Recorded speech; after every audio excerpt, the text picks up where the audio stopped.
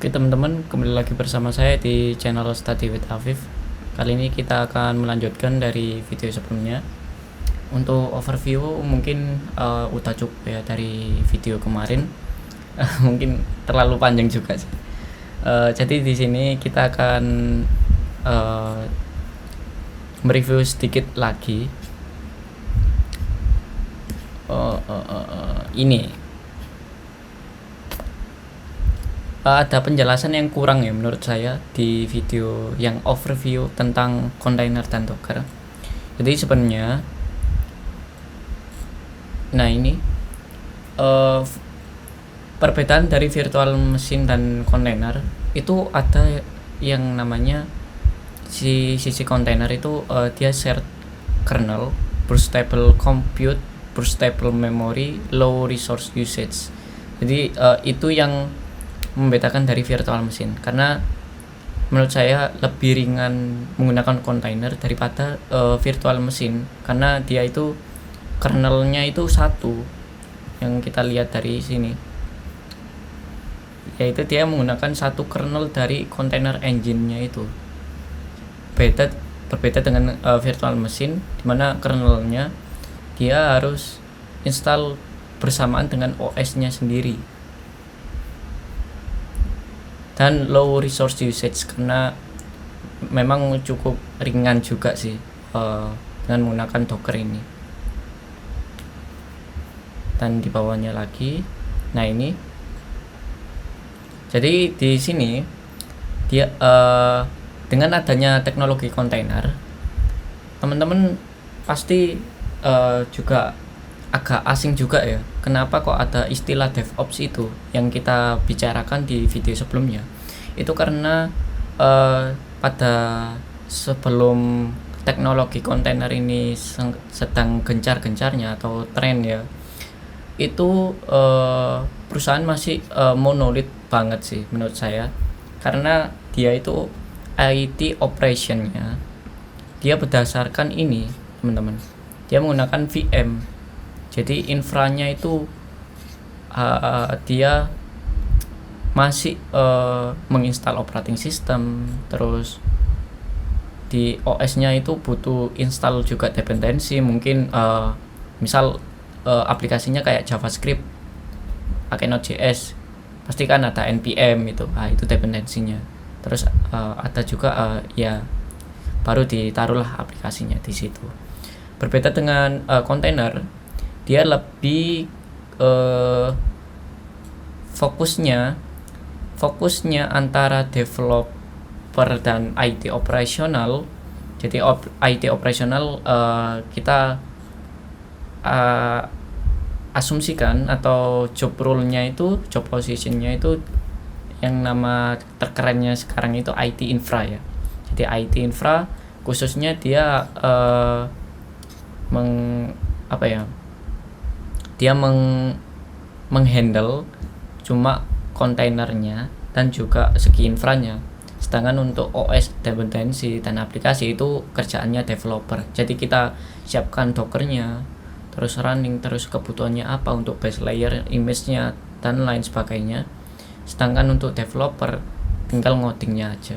Nah itu yang membedakan. Ada yang meme yang bilang ada yang nyindir gitu, bahwa kalau pakai ada yang perbedaan antara dengan adanya teknologi kontainer dengan Docker dengan tidak ada teknologi kontainer, itu berbeda sangat jauh sekali. Nah ini bisa dikatakan bahwa DevOps itu culture, bukan kita sebut sebagai posisi pekerjaannya, itu culture. Jadi posisi pekerjaan itu setahu saya dia sebagai server spesialis atau IT operasional, network engineer, dan IT infra ya namanya itu. Nah itu dengan adanya teknologi container, dia adoption and foster agility. Jadi ada yang namanya adopt agility. Jadi bisa dikatakan prinsip ini memudahkan kita lebih cepat lagi untuk memproses pengembangan atau proses development pada perusahaannya. Jadi optimize untuk stability, agility itu sangat berpengaruh sekali dengan adanya teknologi kontainer ini. Begitu teman-teman. Oke, tanpa lama-lama ya. Jadi di sini saya siapkan sebuah Proxmox. Jadi Proxmox-nya punya kantor. Jadi kita harus connect ke VPN dulu. Kita refresh dulu.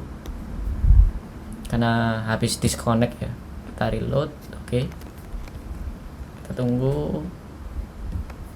Nah, di sini saya sudah siapkan sebuah dev environment OS Debian 10. Jadi di sini lokalnya itu saya udah siapkan banyak OS di sini. Jadi kalau mau lihat kayak gini, ada CentOS 7, CentOS 8, Alpine, Arch Linux, Debian 10, 11, Ubuntu 20, 22. Jadi saya pilih Debian 10 aja.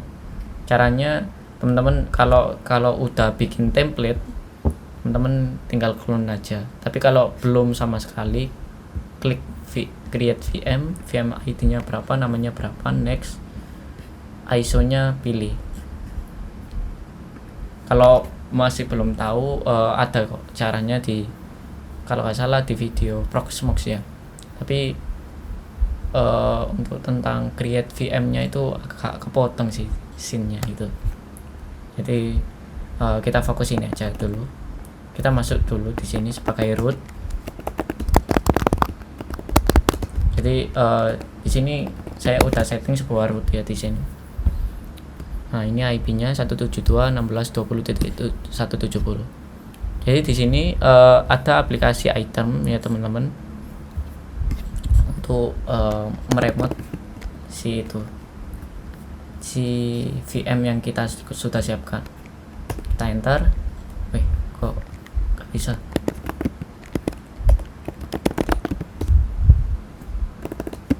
Kita coba install NetTools dulu.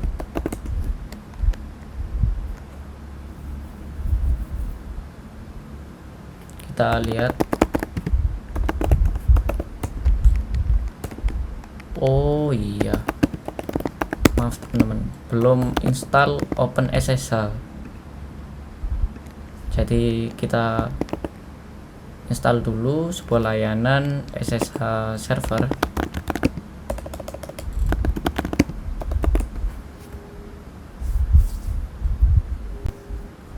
Terus kita konfigurasi.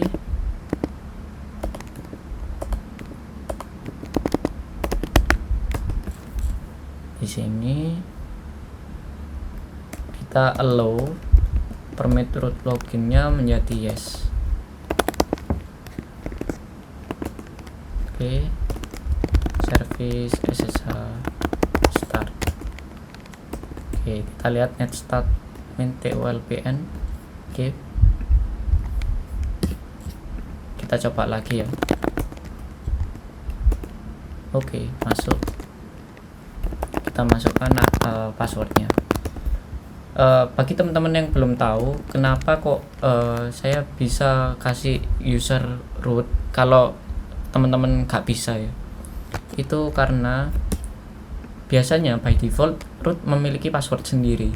Jadi kita bisa custom dengan menggunakan perintah gini teman-teman, passwd root, enter, baru masukkan passwordnya sesuai kalian. Itu sebelum saya menjadikan dia sebagai template di sini. Oke, tanpa lama-lama kita lihat ya di roadmapnya. Jadi kita lihat kita belajar itu mulai dari mana dulu sih? Nah, untuk pemahaman segi operating system. Karena kalau ini ya programming language itu bisa kita belajar otodidak sendiri sih. Atau nanti ada static case lagi ya untuk Docker build sama Docker ini Compose ya, Docker build dengan Docker file sama Docker Compose nanti ada programmingnya sedikit-sedikit lah.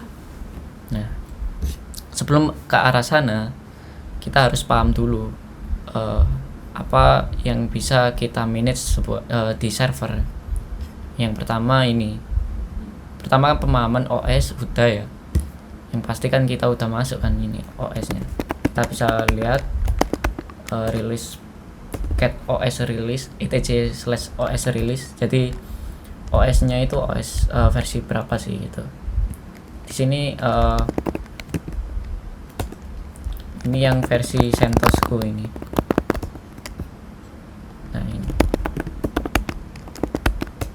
Nah ini CentOS versi 7. Nah ini di sini. Ini kenapa saya gak pakai ya untuk ini? Karena udah keinstall Docker kedua dev environment-nya. Jadi ini kosongan. Saya bikin ini untuk khusus tutorial video kali ini buat teman-teman. Oke, tanpa lama-lama, sebelum itu kita coba ini pertama kali ya. Apa ya? Ini terminal multiplexer. Jadi by default namanya server itu ada yang namanya screen. Kita bisa lihat screen main ls. Ini gak ada. Kok gak ada main screen? Ya gak ada. Kita bisa tambahkan sebuah screen dengan perintah ini. Kita namain sebuah kayak label gitu ya, terserah, ini kayak namaku saja. Enter. Kok gak ada ya? Update install screen, mungkin harus diinstal dulu ya. Oh iya, karena ini kosongan banget. Saya pakai net install mungkin. dvd.iso sih. Nah ini kita bisa lihat. Nah ini kalau perintah no socket phone, jadi maksudnya gak ada yang running screennya. Kita bisa lihat manual page-nya, main screen. Nah di sini kita bisa baca bahwa screen itu yang membedakan ini terminal beberapa proses ya. Jadi saya anggap itu sebagai beta session, tapi secara Windows gitu, secara apa ya namanya, tab gitu loh, new tab gitu loh, kayak di Chrome. Jadi misalnya di sini saya menggunakan screen main s Afif gitu. Nah ini screennya yang running Afif. Kalau kita exit pasti terminating. Kita lihat lagi screen main ls gak ada. Jadi kalau kita mau udah bikin ya main s besar, harus pakai command Ctrl AD. Nah ini detach agar screennya itu running terus. Ketika kita butuh, kita pakai command main R. Nah seperti itu teman-teman. Karena beberapa di server production saya di sini itu butuh yang namanya screen kayak gitu, karena membedakan untuk user satu dengan yang lainnya untuk penggunaan server gitu. Tapi sebenarnya kurang komplit, kurang lengkap sih ya, karena gak bisa diaudit usernya. Jadi di perusahaan saya mau ngembangin sebuah LDAP ya. Nah itu untuk Active Directory bagi user sendiri-sendiri gitu. Terus ini apa ya, screen main ls sudah. Kita coba lagi, misal kita pakai apa, misal kucing gitu, Ctrl AD, kita lihat. Nah ada dua screen kan di sini. Nah itu yang membedakan antara screen satu dengan yang lainnya. Nah ini main R untuk masuk ke screen yang udah existing ya, udah yang ada gitu. Kita bisa baca-baca di sini menggunakan manual page ya teman-teman. Oke, kita klik key. Ada juga Tmux. Ini apa lagi? Coba Tmux. Update install Tmux. Jadi di sini kita belum nyemplung ke kontainernya.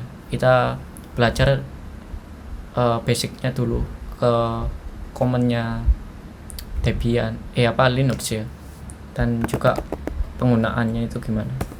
Nah, Teamworks exit, kita lihat manual page nya.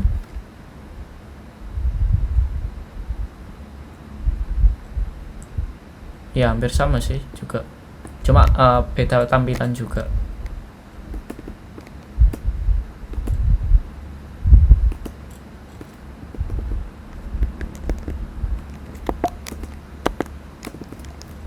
Kita coba WinS.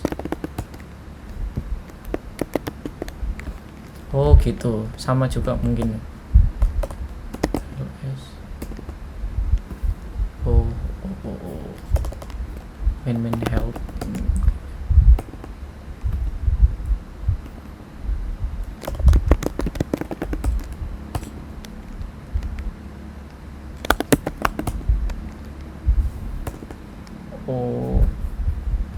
Nah ini belum coba ya untuk penggunaan Teamworks ini. Sebelumnya saya gak pernah sama sekali sih nyobain. Ini kita sistem performance, dia menggunakan Nmon, IOStat, SAR, VMstat. Jadi apa sih itu? Salah satunya yang saya tahu IOStat. Jadi kalau kita mau lihat statistiknya, kita install dulu ya IOStat. Gak ada ya IOStat. Kita coba search dulu IOStat. Seharusnya kan ada ya.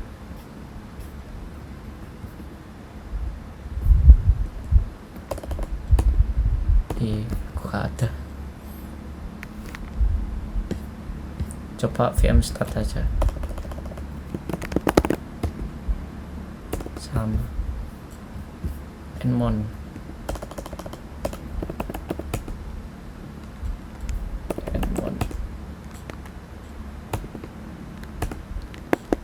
Oh paham saya.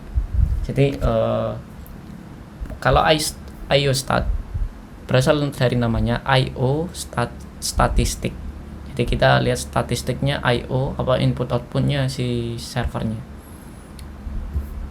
Ini Nmon juga aku belum nyoba sih. Kalau kita lihat C, nah ini kalau kita lihat penggunaan resource pada si servernya menggunakan ini. Tokyo, Nmon lagi, kita klik M ya untuk memori,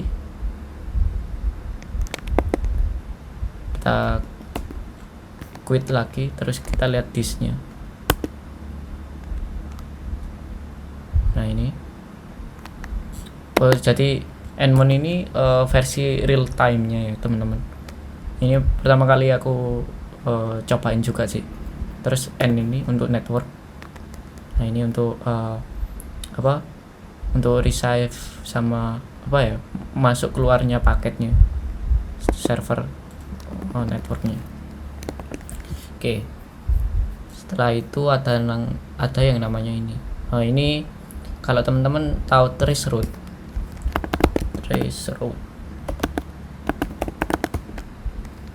Oh udah ada ya di sini. Oke, traceroute win help. Sama juga sih.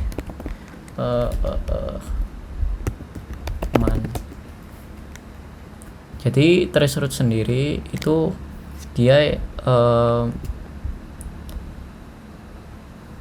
memberi dia itu memberitahu trace untuk routing paketnya si networknya, hostnya itu di mana aja sih gitu. Jadi dilacak untuk namanya jejak paket jaringannya itu dari mana ke mana gitu. Kita bisa lihat gimana ya, berarti inhal misal ini ya port ya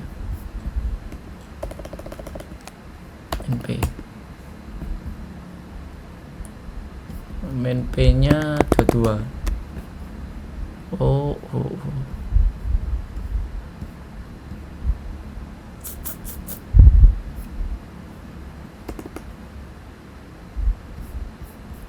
Kita lihat trace root common example. Saya agak lupa juga sih soal. Oh iya iya, iya. Jadi kita mau trace root misal kemana gitu, kita coba ke namanya websitenya perusahaan yang saya apa namanya tinggal sebagai pekerja ya di sana. Kita coba jadi jejak routing dari server ke website yang namanya meet.id itu arahnya kemana aja sih, dari IP internalnya, terus disambungkan routernya ini, routernya kantor ya, routernya dia menggunakan MyRepublic ya, terus diteruskan lagi paketnya ke antar ini sih, antar apa ya, jadi kantor perusahaan saya itu ada 2 tipe gitu, ada yang kantor utama sama research and development. Jadi mungkin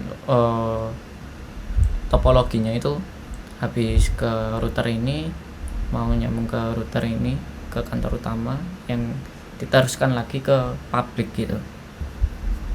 Jadi yang saya remote ini ke ini sih apa, kantor yang bukan kantor utamanya gitu. Oke, mantap. Yang ping pasti tahu lah. Kalau Nmap itu kalau kita melihat port terbuka itu mana aja sih gitu. Kita install dulu Nmap. Yes.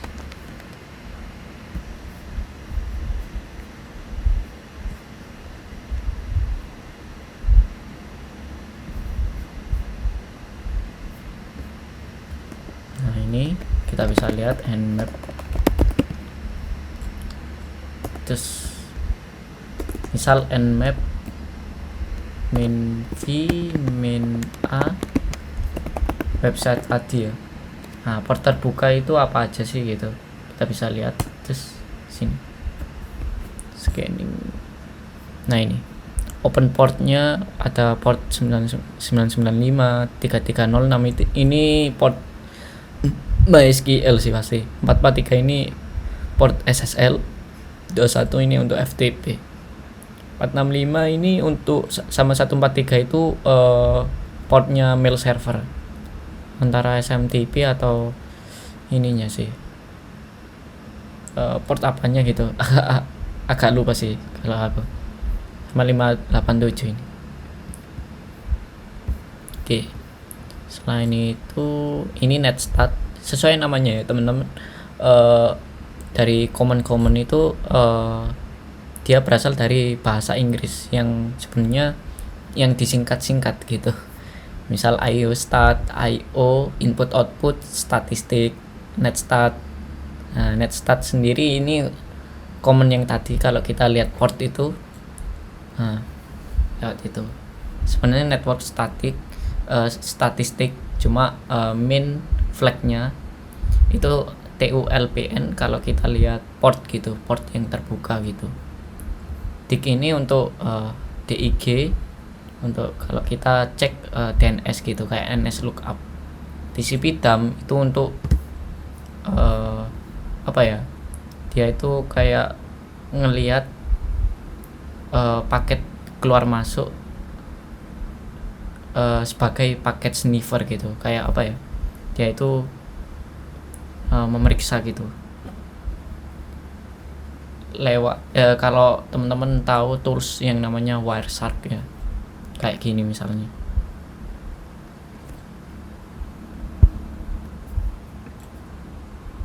Mana ya,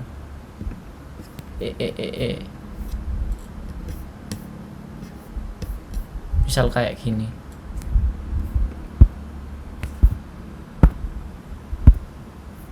Mana ya cek, bentar.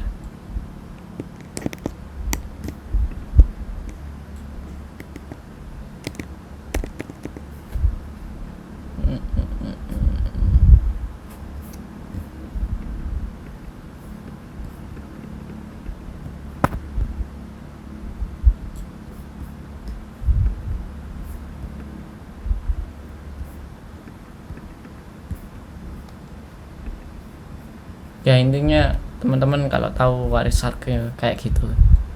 Sebentar, ini kok lama ya.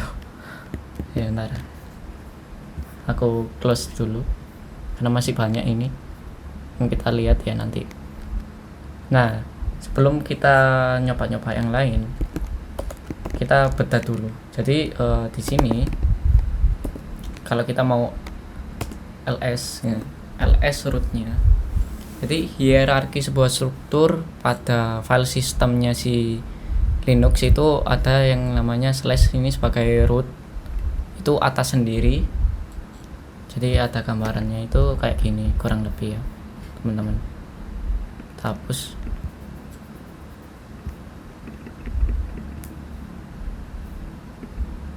Nah, terus bentar, ini satu root ya, ini root, terus dia disambungkan hierarki gitu. Itu berbagai hierarki yang lainnya di sini.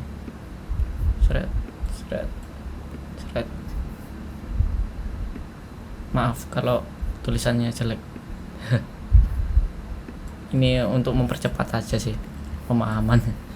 Nah, ini ada slash bin gitu, bukan, iya slash bin. Biasanya ini sebagai slash ya. Enggak sih, ini folder bin gitu. Ada juga yang dia sebagai boot ya, boot. Hierarkinya itu kurang lebih kayak gini sih teman-teman. Terus ini home. Oke, home. Nah itu apa? Oh ya, etc. Sebelum home kita ke skip tadi etc. Biasanya kalau etc ini tempatnya aplikasi gitu sama dev. By default kayak gini.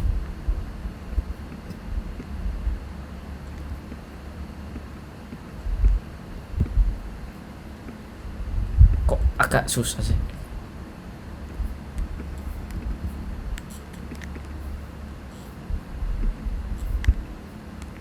Terus apa lagi? Ini terlalu banyak sih ya, lib ini. Ya anggap aja lib ya, lib gitu. Ini untuk mungkin library. Jarang sih untuk itu media. MNT itu untuk mount biasanya. By default mesti ada ya. Terus MNT untuk nge-mount data gitu. Yang pasti ada opt, proc sama root ya. Proc, opt, gak cukup ya. Oke.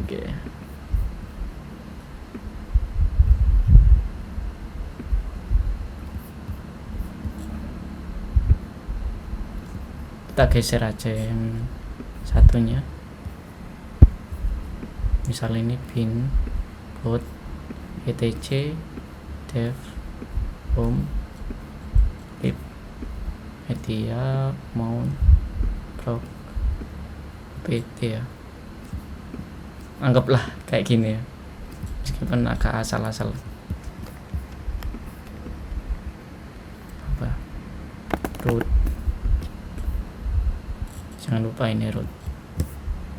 Dan ini sbin. Terus ada lagi banyak sih sebenarnya teman-teman. Ya kayak gini lah. Jadi hierarkinya itu di atasnya root, tapi di bawahnya itu ada banyak apa ya namanya, file system dengan fungsi yang berbeda-beda. Misal kayak bin sendiri. Oh ya, ini bin udah ada loh. Anggap aja ini gini ya. Ya ada USR, ada var. Jadi fungsinya itu beda-beda teman-teman. Kita bisa lihat ls, main la, bin. /bin. Oh iya,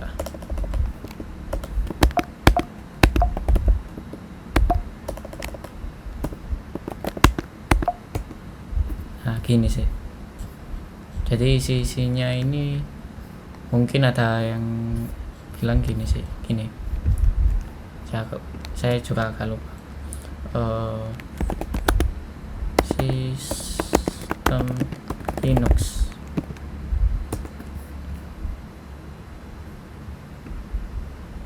Nah, ini ada gambarnya sih. Ngapain aku juga gambar lama-lama tadi. Ya gak apa-apa sih. Nah, teman-teman bisa cek juga yang lainnya ya. Oh ya, file system sendiri di Linux itu ada tipenya, teman-teman. Kita bisa cek lewat command ini, df min ht, h kecil t besar, dimana kita bisa lihat file system utamanya itu pasti di /dev/sda. Itu file system utama kita di root biasanya tipenya ext4. Kalau Linux zaman sekarang itu ext4 sih. Kalau yang zaman-zaman dulu itu ada yang ext biasa, ext2, ext3, dan ini swap. Kalau swap sendiri kalau di Linux itu sebagai apa ya, tambahan mungkin ya, kayak swap itu untuk cadangan ya, jika kalau memang dibutuhkan gitu, kayak gitu sih kalau di Linux, tahu saya kayak gitu. Oke. Nah ini fungsinya kalau kita mau lihat file system di host kita dengan perintah df. Nih. Jadi artinya ini untuk informasi mengenai ini file system disknya. Ada juga yang du min sh shell slash salah ya. Oh iya, slash misal home. Jadi kita bisa lihat du itu disk usage ya. Jadi penggunaan usage pada slash mana gitu, di maksudnya file system mana gitu. Misal di slash ini yang paling besar etc. Salah, min sh salah. Oh iya, mannya ini loh, ngapain ada di sini. Nah ini 3,5 MB kan, main juga sih. Oke, kita clear dulu di sini. Oke, kurang lebih kayak gitu ya. Terus ada lagi ini apa? Nah ya, TCP dump. Kalau teman-teman mau lihat cat sniffer di sini, apt install TCP dump. Jadi kalau mau lihat paket TCP pada sini, kita bisa lihat TCP dump. Terus, nah ini proses komunikasi si servernya dengan yang lainnya. Kita bisa track sebuah paket yang terkirim atau keluar masuknya lah. Sniffer itu artinya kayak kita menyusup gitu, kita lihat secara diam-diam gitu. Kayak VPN kan, dia membangun tunnel sendiri gitu. Hampir sama kayak gitu kalau analogi dari saya sih. Oke, kita stop dulu.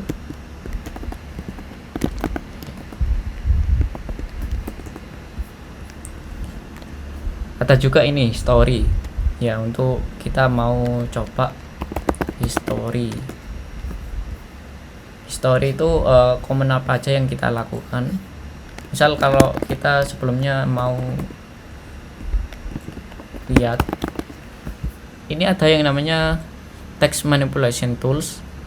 Salah satunya kan Grep ya.